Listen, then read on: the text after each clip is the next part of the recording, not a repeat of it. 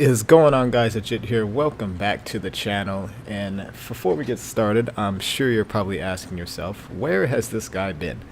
Well, the short version is 2017 has been kind of a crazy year.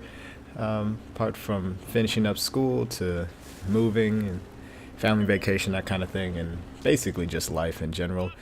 It's been kind of hectic. So, anyway, that's the short version. Back to the match. We are here on Prok in the Skorpion G. This is a replay I had a couple days, a little while ago actually. And I'm going to go straight away here onto the left side of the map. I like to play the Skorpion G, kind of a passive-aggressive kind of style, which is what you kind of should do in most tank destroyers, but not getting too crazy in the first half of the match because I don't want to throw away all of my health. So I'm kind of getting in position and letting the team do most of the spotting work for me. Now they do have a light tank that was lit up pretty early in the match. He's going to be causing some problems once he comes over to this side. As you see on the map, we have that spotting circle that shows you where you could be spotted if there's an enemy tank. So this whole time while I'm over here, I'm going to be keeping an eye on that light tank. It's really, at this tier, he's really the only one that will be able to spot me through my camouflage in this bush. So he is he's the most threat to me at the moment. Plus, I really don't know what else is over here, so if the chance I do get spotted, I could have many guns shooting back at me. And again, that's not something I want to happen this early in the match. So there's a lot of shots that I'm missing out on, but that is okay, because again, I don't want to lose my health in the first half of the match. He's out on my circle right now, so I'm free to take shots. Nothing else can really spot me right now. And we're just able to unload 128mm shells into them. Looking at how the team split, the enemy team kind of overloaded this left side a little bit.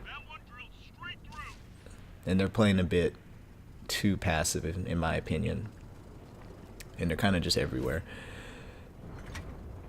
So again, looking for those shots of opportunity. Trying to get one on this knee. Go. Not entirely sure what lit me up there. Probably was the T20. Depending on what equipment he's running. He may have had enough view range to burn through my camo when I fired. So now it's just kind of being opportunistic, looking for shots while I can. I'm thinking about moving up to that position again, even though we don't really have too much that's too far in front of me to spot. Mostly we just have this fatherland and whatever mediums are in the center. They can spot the 1-2 line, which is kind of a problem. But now it's just kind of being patient. I don't want to, I don't want to do anything too rash. We still have a lot of time left in this match. That's a pretty quick shot. We still need to get rid of this light tank. There we go. That's gonna help out a lot. I can move around a little more freely now.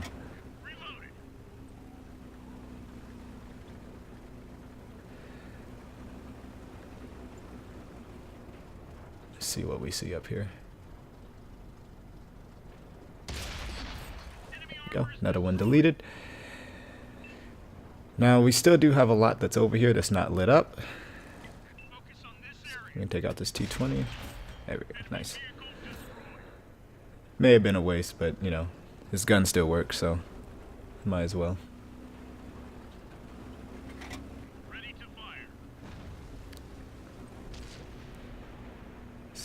I wasn't actually expecting this T29 to come around the corner like that. So that just kind of put us in an awkward situation because we're kind of far up and out in the open. So really, I've kind of outlived my usefulness over here. There's not much else that I could really do without throwing my health away, when I could just reposition and be of more use somewhere else. Which is an area a lot of players make mistakes in. They feel that they have to stick to one side of the map for the whole game, when the tank could be useful somewhere else, and you could be just as helpful to the team in a different spot. So that's what we're doing here. right side of the map is crumbling, so we're gonna come over here and see if we can help them. The 1-2 line is kind of a stalemate at the moment. Nobody's really moving up. Nobody really wants to be the first to poke their head over the hill. So instead of just sitting there wasting time, we can come over here and help the team on this side.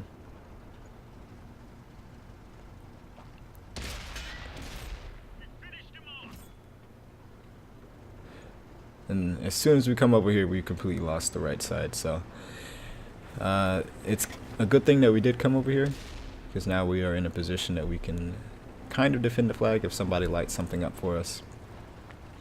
But now we just have to be patient. This is still a pretty close match. It could go either way at this point.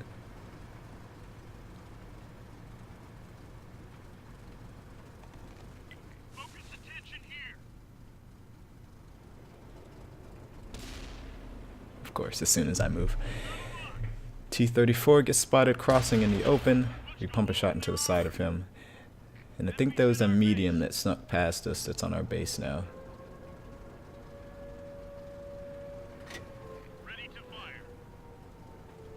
But there are still a lot of tanks unaccounted for here. Enemy in sight. Dropping target.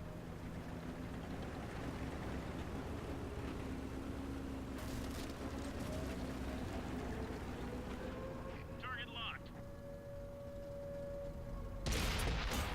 Got him. So now we just need to wrap around and see if we can do something about the tanks that are on this side.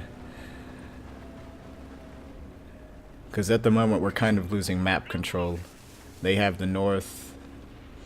I think we've kind of fought back and took the 9-0 line. I don't think there's too much more over here,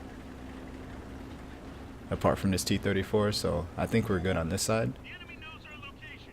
But again, they're kind of surrounding us, which is why we need to take one of these sides quite quickly.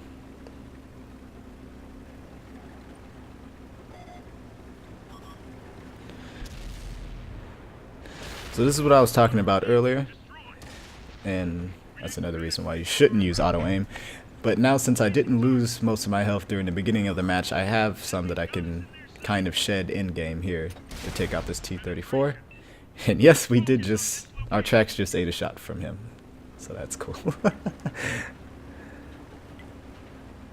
And I'm pretty sure I can beat his reload, and we're able to take him out. And that's where knowing your enemies comes into play. You know, I don't sit out here with a stopwatch timing their reloads, but knowing your enemies, you have a general idea on what their reload is and when you can poke out and take a shot. And if you notice there, when we went to take out the T-34, we were in our sniper camera already. That's good because that gives us the earliest opportunity to take him out while giving him the least amount of our tank to shoot at. Just a little tidbit of information there. Now, I was thinking about going on the right side of this railroad track to move it up towards the center, but I realized there is a couple tanks that aren't accounted for and I don't know where they are. They could be on the 9-0 line, and I wouldn't want to get spotted out in the open. So I come on the left side where I know I have at least some cover, and I can use the terrain elevation to my advantage to stay away from enemy guns. Ready to fire on target. Let's see if we can take out this SU. Nice. Alright, that's one less tank to deal with. Now, tanks on the 1-2 line could have been a lot more useful, in my opinion, but, you know, what can you do? And I'm not too worried about this medium, even though, you know, he can do damage to me. I'm more concerned with the tanks that can half health me, and, well, actually the SU could probably one-shot me if he's firing HE. So I'm kind of prioritizing my targets here.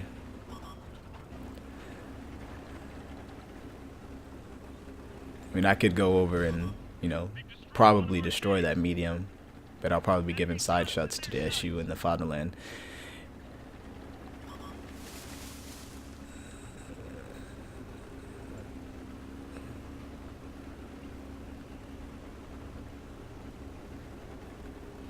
So wait till we get unspotted and we can kind of go see what that tank destroyer's up to. If we can take him out, that'll give us a little more breathing room. We can move around a little more freely. But if we can get a shot on this fatherland, that would be awesome too. Alright, that's cool.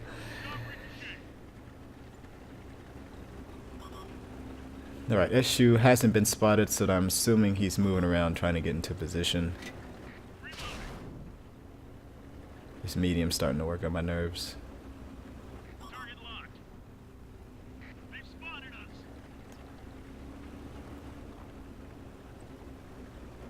Where did that issue go? Oh! That was fortunate. That was really fortunate. Alright, it's time to deal with this panther now. And I low roll. That's cool. Of course. Why wouldn't I?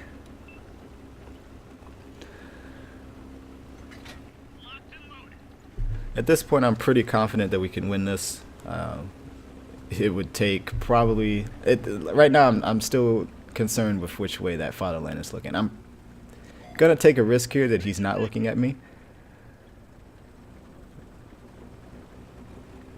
And it pays off, and we are able to take out the panther. The enemy's got only one tank left. We can do this. And now it's pretty much wiping up this last remaining heavy. Reloading. And the 2 remaining tanks in our team have decided to put their man pants on now and actually do something. So that's great.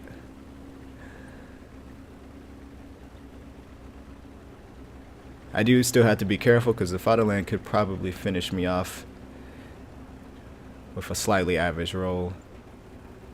So I'm still trying to keep my distance.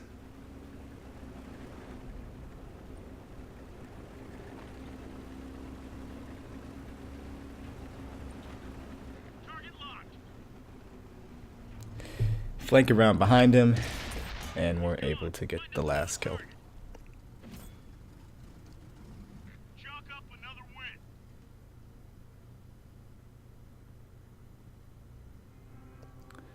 So that was the match in the Skorpion G. 6,600 damage, 11 kills. So that has granted us a Pools medal. And overall, it was a pretty good match. There was at one point there that the scores were pretty close. But because we were patient, we were in the right place at the right time, we knew the enemies we're up against, and we took necessary risks, we were able to come out with the win. So that's going to wrap this video, guys. I hope you've enjoyed. If you did, don't forget to like and subscribe for more. Thank you so much for watching, and I'll see you guys in the next one.